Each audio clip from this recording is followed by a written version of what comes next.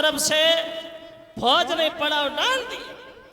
खबर मिली भीष्म को के ससुराल बारात लेके आ गया तो आंगन में बैठ करके रोने लगे। रुकुम ने हमें समाज में मुंह दिखाने के लायक ही नहीं छोड़ा। और जब रुकुम को ये खबर मिली कि साले साहब आ गए, बड़ा मगन हुआ। अपने कार्यकर्ताओं से चिल्लाता हुआ बोला, पागल हो सबके सब, इधर देख रहे हो, उधर जाओ, सेवा करो, इतनी सेवा करो, किसी भी चीज की कमी ना हो जाए। बहुत बड़ा राजा है, छोटी छोटी बातों पे तो नाराज हो जाता, मेरा साला है। बड़ा मगन हुआ। लेकिन जब रुक्मिणी को यह खबर मिली कि मेरे कन्हैया के बीच मेरा भैया दीवार बन गया, ऐसा कलेजा पे बज सा लगा है जो रुक्मिणी सहन नहीं कर सकी। पछाड़ खा के आंगन में गिर गई। श्याम, ये क्या हुआ? मर जाऊंगी लेकिन ससुराल के साथ हरगिज नहीं जाऊंगी कन्हैया। अब मैं कहां जाऊं?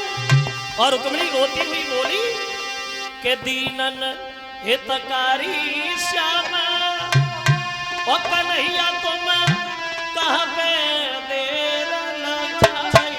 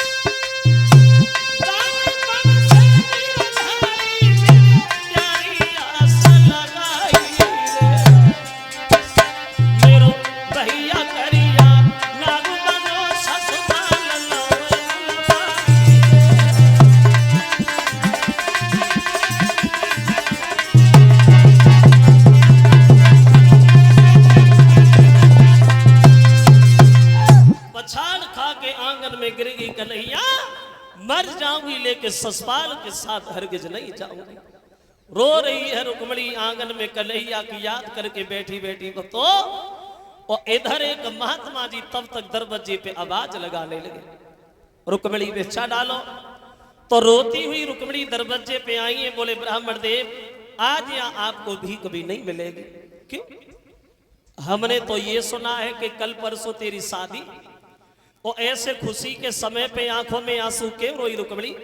तो बोली पंडित जी शादी नहीं, मेरे जीवन की बर्बादी है। ये शादी मेरा भैया मेरे मर्जी के खिलाफ कर रहा है, मेरा भैया जबरदस्ती कर रहा है। हम इस ससुराल से शादी करना ही नहीं चाहते। फिर तू करना किससे चाहती है? जवाब दिए पंडित जी मैं तो कन्हैया को चाहती, मैं तो उनसे ही विवाह करूंगी। तो पंडित जी पूछने लगे कन्हैया, कन्हैया को तूने देखा है? देखा है, वो यहाँ कभी नहीं आए, किसी ने नहीं देखा। अरे तो तूने किधर से देख लिया? बोली पंडित जी मैंने उन्हें खूब देखा है। कहाँ देखा है? तो बोली पंडित जी सुनो। बोली कि मैंने सपने में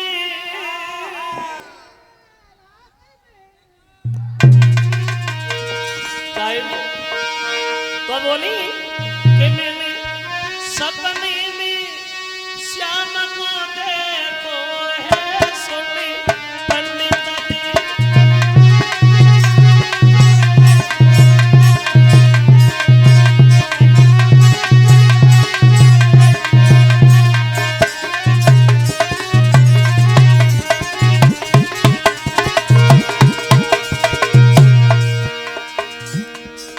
सपने। चलो देखो है तो बात वही है, बात भाई कहा भाई? तो बोली पंडित जी सुनो।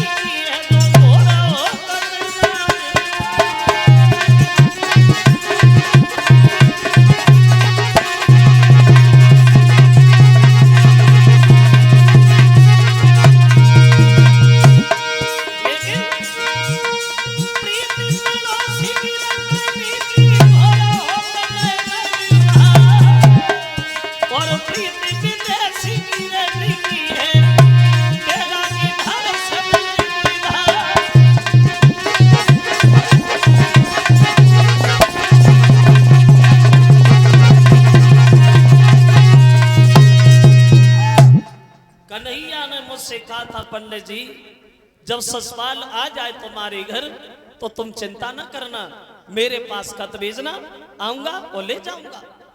तो पंडित जी बोले, रुक्मणी तो तुम रोकाए को रही हो, अरे खत तो भेज ही दिया होगा, चली जाना। कहने लगी, पंडित जी किसके हाथ से खत भेजूं, जिसका सारा लेती वही सारा छूट जाता है।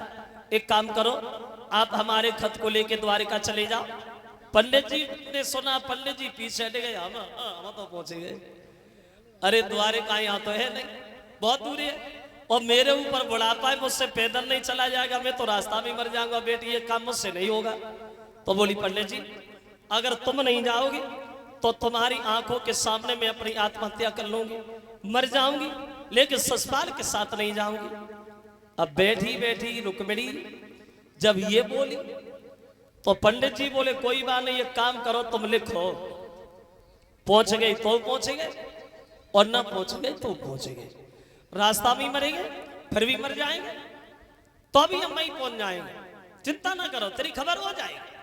अब वो खत जो है वो बूढ़े से ब्राह्मण को दिया और लिख करके एक बात जरूर कही है उस खत में, श्याम हमें चारों तरफ से घेर लिया गया है, मेरे भैया का साला आ गया है, अगर तुम नहीं आओगे तो यह रुक्मिणी की लाश भी तुम्हें देखने को नहीं मिलेगी। और वो खत ब्राह्मण के हाथ दिया कर ले जाए। अब चले कुंदनपुर से द्वारिका के लिए पंडित जी। मन में विचार आ रहे, चलो रुक्मिणी का काम भी हो जाएगा, हमें दर्शन भी भगवान के हो जाएंगे, ये सोच के आगे बढ़े। लेकिन ज्यादा नहीं, 2-4 कोस ही निकल पाए। अब पंडित जी से बुढ़ापे में पैदल नहीं चला गया, तो पंडित जी धीरे धीरे गुनगुनाने लगे, गाने लगे और बोले, कन्हैया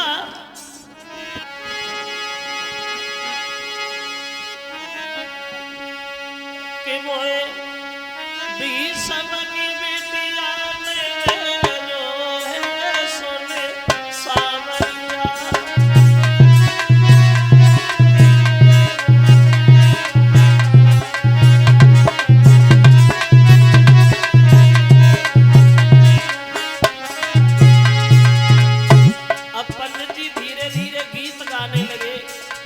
पैदल नहीं चल पा रहे तो भगवान का नाम लेने लगे। अरे चलत चलत मेरी पैया पिरानी,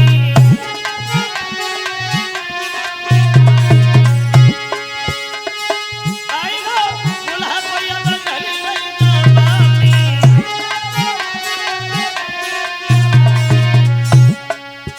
आखिर को बोली मेरी मरिया सुने सावरिया।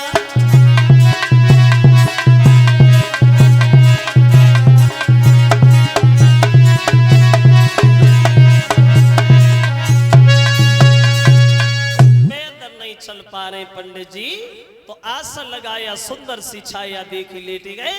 थोड़ी देर बाद पंडित जी छोड़ते हुए सो गए। बुढ़ापे में पैदल नहीं चला गया। और देखो बुढ़ापे में पैदल ही नहीं, बल्कि बुढ़ापे में तो कुछ होता ही नहीं है, शरीर काम करना छोड़ देता है, इंद्रियां शिथिल पड़ जाती हैं, और बुढ़ापे में सब नफरत भी करने लगते, सब धोखा भी दे देते, हितकारी व्यवहारी परिवारी रिश्तेदारी घरवारी सारी सब छोड़ देते बुढ़ापे में।